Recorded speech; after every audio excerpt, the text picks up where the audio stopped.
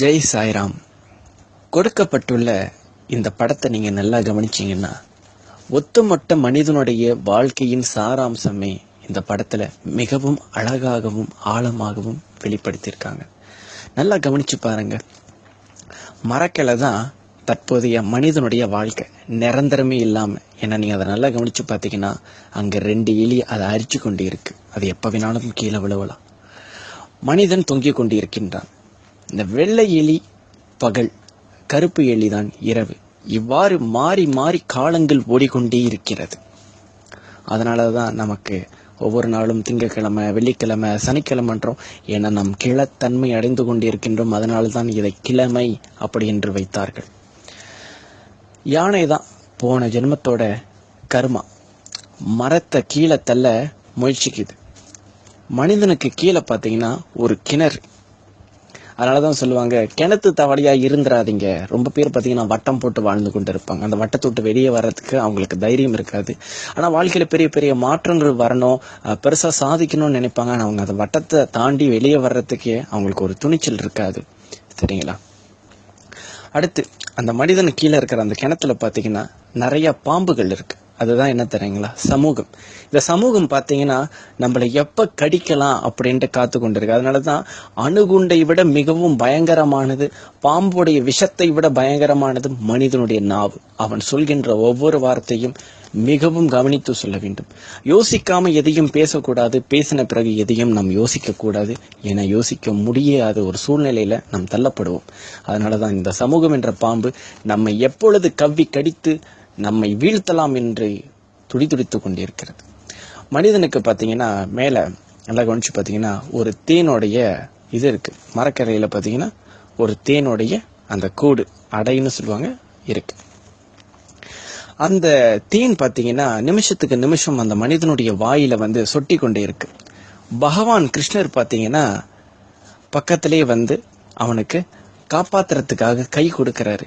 பகவான் கிருஷ்ணர்ன்றா உடனே மதம் என்ற அடிப்படையில் போயிடாதீங்க. நீங்க எந்த மதமாக இருக்கலாம், நீங்க எந்த மதமாக இருக்கலாம். உங்கள் மதத்தில் நீங்கள் யாரை கடவுளாக நீங்கள் வணங்கினாலும் மதித்தாலும் அவர் உங்களுக்காக இறைவன் உதவி பண்ண தயாராக இருக்கிறார். ஆனா எது தினமா உங்களை தடுக்குது? ஏன்னா நீங்க நல்லா கவனிச்சு பாருங்க. அந்த மனுஷன் என்ன பண்றான்னு பாத்தீங்கன்னா, அவன் தேனை சாப்பிட்றதுல மும்முரமா இருக்கான். கடவுளை பாக்குறதுல அவன் இதா இல்ல. கடவுள் பக்கத்துல வந்திருக்காருன்னு கூட அவனுக்கு தெரியல. அவனுக்கு அந்த தேனோட அந்த சுவையை விடவும் மனதில்லை, அந்த கிளையை விடவும் மனம் இல்லை. அப்ப கடவுளை கூட அவன் திரும்பி பார்க்காத ஒரு சூழ்நிலையில இருக்கான். பெரும்பாலான மனிதர்கள் உலக இன்பத்துல திளைத்து இருக்காங்க. கடவுளை திரும்பி பார்க்க கூட நேரம் இல்லாம முடியாத ஒரு சூழ்நிலையில அவங்க சிக்கி கொண்டிருக்காங்க.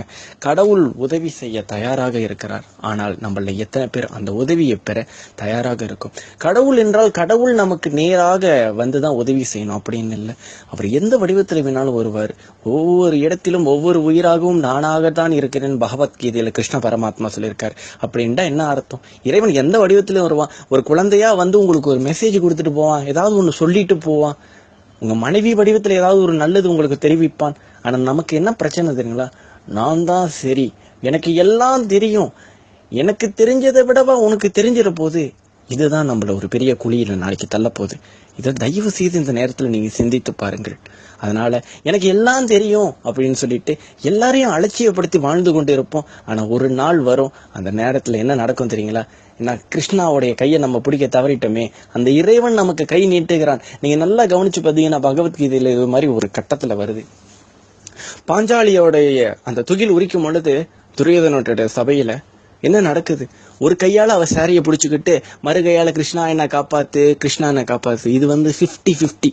என்னையும் நம்பிக்கிறது இது 50-50 கூட சொல்ல முடியாது. பாத்தீங்கன்னா 70% தன்னை நம்புறது, 30% உப்புக்கு சப்பானியா நான் கடவுளை நம்புறது. கேட்ட நான் சொல்வது, நான் ஷிரடி பாபா கோயிலுக்கு போறேன், நான் ராகவேந்திராவின் மந்திராலயத்துக்கு போனேன், நான் இந்த தெய்வத்தை பார்த்தேன், அந்த இடத்துக்கு போனேன், என் வாழ்க்கையும் அப்படி இருக்கு, எனக்கு ஏன் மாற்றம் வரலன்னு இது எல்லாரும் கேட்கிற கேள்வி, ஒவ்வொரு பக்தனும் கேட்கிற கேள்வி. நான் இந்த சாமியை கும்பிட்டேன், அந்த பிரார்த்தனை பண்ண ஏன் மாறவில்லை? காரணம் என்னன்னா, நீங்க 30-20% தான் கடவுளை ஒப்புக்கு சப்பானியாக நம்பிக்கொண்டு இருக்கிறீர்கள். மித்தது உங்களால முடியும், உங்களோட அறிவு இருக்கு, உங்க திறமை இருக்கு, உங்களோட பணபலம் இருக்கு, உங்களுக்கு ஆளுபலம் இருக்கு, இதைதான் நீங்க நம்பிக்கொண்டு இருக்கீங்க. ஆனா அது அத்தனையும் நிரந்தரம் இல்லை என்று இந்த ஒரு படம் உங்களுக்கு அற்புதமான பாடத்தை கத்துக் கொடுக்கிறது. இதை மறந்துடாதீங்க. சரிங்களா? அடுத்து பாஞ்சாலி என்ன பண்றா? முக்கியமா பாஞ்சாலி என்ன பண்றா?